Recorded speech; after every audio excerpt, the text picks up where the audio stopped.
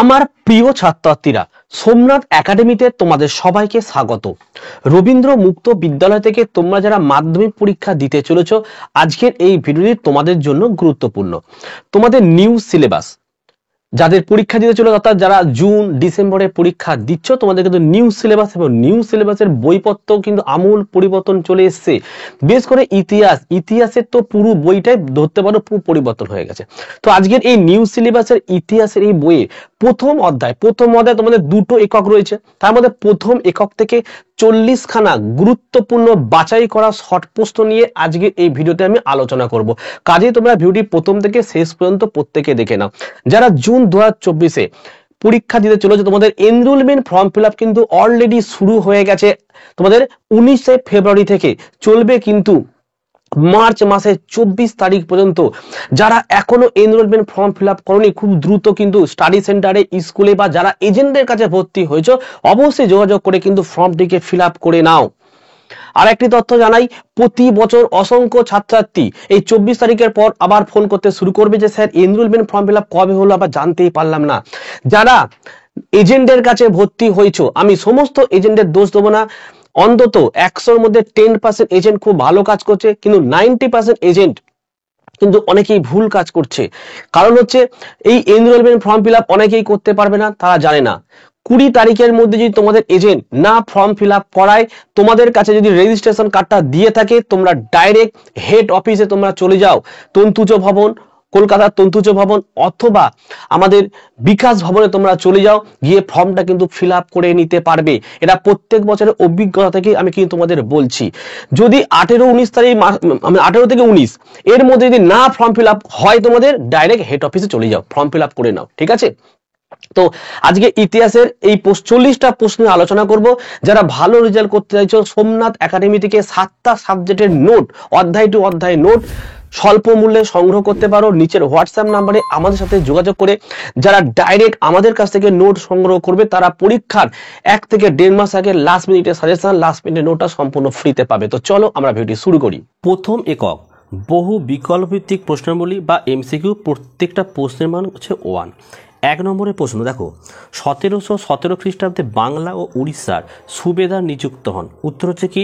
মুর্শিদ কুলি খাঁ। 2 নম্বরের প্রশ্ন দেখো, ইংরেজরা 1613 খ্রিস্টাব্দে ভারতের কোথায় তাদের প্রথম বাণিজ্য কুঠি স্থাপন করে? উত্তর কি লিখবে? সুরাটে। 3 নম্বরের প্রশ্ন দেখো, ফারুকসিয়ারের ফরমান জারি হয়েছিল কবে? উত্তর হচ্ছে 1717 খ্রিস্টাব্দে। 4 নম্বরের প্রশ্ন দেখো, আলীবর্দী খাঁর মৃত্যুর পরে বাংলার সিংহাসনে বসেন কে? বসেন? উত্তর হচ্ছে সিরাজউদ্দৌলা।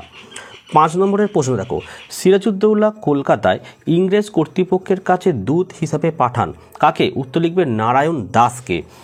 6 নম্বরের প্রশ্ন, কে অন্ধকূপ হত্যা বিষয়টির উদ্ভাবক? উত্তর লিখবে হলওয়েল। 7 নম্বরের প্রশ্ন দেখো, আলীনগরের সন্ধি স্বাক্ষরিত হয়েছিল? উত্তর হচ্ছে 1757 খ্রিস্টাব্দে। 8 নম্বরের প্রশ্ন, সিরাজউদ্দৌলা কাকে কলকাতার শাসনকর্তা নিযুক্ত করে মুর্শিদাবাদে ফিরে আসেন? উত্তর কি লিখবে? মানিক চাঁদ। 9 নম্বরের প্রশ্ন, পলাশির যুদ্ধ সংঘটিত হয়েছিল? উত্তর কি লিখবে?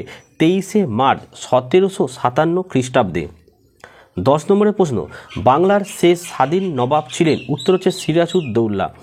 11 নম্বরের প্রশ্ন দেখো, আইলা স্যাপেলের সন্ধি স্বাক্ষরিত হয়েছিল? উত্তর হচ্ছে 1748 খ্রিস্টাব্দে। 12 নম্বরের প্রশ্ন দেখো, ইংরেজ এবং ফরাসিদের মধ্যে সংগঠিত বন্দিবাসে যুদ্ধ হয়েছিল? উত্তর হচ্ছে 1760 খ্রিস্টাব্দে। 13 নম্বরের প্রশ্ন, বিদারার যুদ্ধে ক্লাইভ পরাজিত করেন কাকে? উত্তর হচ্ছে ওলন্দাজদের। নেক্সট চলে আসছে আমাদের 14 নম্বরের প্রশ্ন, বক্সারের যুদ্ধে ইংরেজ সেনাপতি ছিলেন? সঠিক অ্যান্সার লিখবে মেজর অ্যাডামস।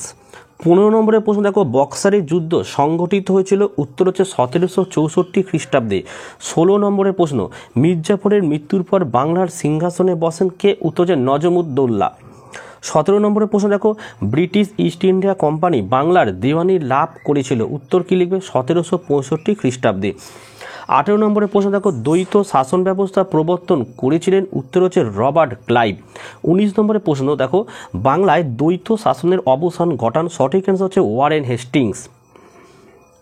20 নম্বরের প্রশ্ন, স্বাধীন মহীশূর রাজ্যের উত্থান ঘটেছিল কার নেতৃত্বে? লিখবে হায়দার আলীর নেতৃত্বে। 21 নম্বরের প্রশ্ন, প্রথম ইঙ্গ মহীশূর যুদ্ধ শুরু হয়েছিল? উত্তর লিখবে 1767 খ্রিস্টাব্দে। 22 নম্বরের প্রশ্ন দেখো, ম্যাঙ্গালোরের সন্ধি স্বাক্ষরিত হয়েছিল? সঠিক অ্যান্সার 1784 খ্রিস্টাব্দে।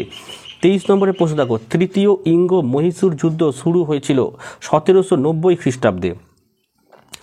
নেক্সট দেখো 24 নম্বরের প্রশ্ন, শ্রী রঙ্গপত্তমের সন্ধি স্বাক্ষরিত হয়েছিল 1792 খ্রিস্টাব্দে। 25, কোন সন্ধির শর্তানুসারে টিপু সুলতান তার 2 পুত্রকে ইংরেজদের হাতে তুলে দেন? উত্তর হচ্ছে শ্রী রঙ্গপত্তমের সন্ধি। 26, পানিপথের তৃতীয় যুদ্ধ সংঘটিত হয়েছিল 1761 খ্রিস্টাব্দে। 27 নম্বরের প্রশ্ন, ভারতের ম্যাকিয়াভেলি নামে যিনি পরিচিত ছিলেন তিনি নাম হচ্ছে কি? নানা ফড়নবিস। যারা এখনও নোট সংগ্রহ করনি, দেখো নিচে আমাদের হোয়াটসঅ্যাপ নাম্বার রয়েছে, আমাদের সাথে সরাসরি যোগাযোগ করে স্বল্প মূল্যে তোমরা 7টা সাবজেক্টেরই এই ধরনের এক অধ্যায় টু অধ্যায় নোট কিন্তু নিতে পারো। এই নোটগুলো যদি তোমরা পড়ে যাও পরীক্ষায়, আশা করা যায় এর মধ্যে থেকে তোমরা প্রায় প্রশ্ন কমন পেয়ে যাবে। ঠিক আছে, তো চলো আমার নেক্সট প্রশ্ন দেখে নিই। 28 নম্বরের প্রশ্ন কি বলেছে দেখো, বেসিনের সন্ধি স্বাক্ষরিত হয়েছিল 1802 খ্রিস্টাব্দে। 29 নম্বরের প্রশ্ন, রেগুলেটিং আইন কবে পাস হয়? উত্তর 1773 খ্রিস্টাব্দে। 30, কলকাতায় প্রতিষ্ঠিত সুপ্রিম কোর্টের প্রথম প্রধান বিচারপতি ছিলেন? উত্তর হচ্ছে স্যার এলিজা ইম্পে। 31, পিটের ভারত শাসন আইন পাস হয় 1784 খ্রিস্টাব্দে। 32, পিটের ভারত শাসন আইনের দ্বারা গঠিত বোর্ড অফ কন্ট্রোলের সদস্য সংখ্যা কত ছিল?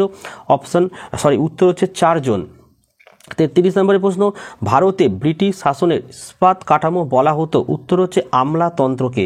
34 নম্বরের প্রশ্ন দেখো, 5 সালা বন্দোবস্ত চালু করেন? উত্তর লিখবে ওয়ারেন হেস্টিংস। 35, চিরস্থায়ী বন্দোবস্ত প্রবর্তিত হয়েছিল 1793 খ্রিস্টাব্দে। 36, রাউতওয়ারি বন্দোবস্ত চালু হয় দক্ষিণ ভারতে।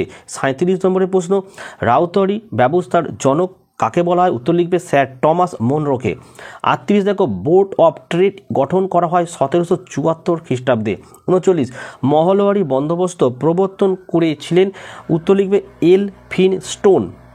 40 নম্বরের প্রশ্ন দেখো, ruin of India trade and industries গ্রন্থটির রচয়িতা হলেন বি.ডি. বসু। 41 নম্বরের প্রশ্ন, ভারতের রেলপথের প্রথম প্রবর্তন করেছিলেন? উত্তর লিখবে লর্ড ডালহৌসি।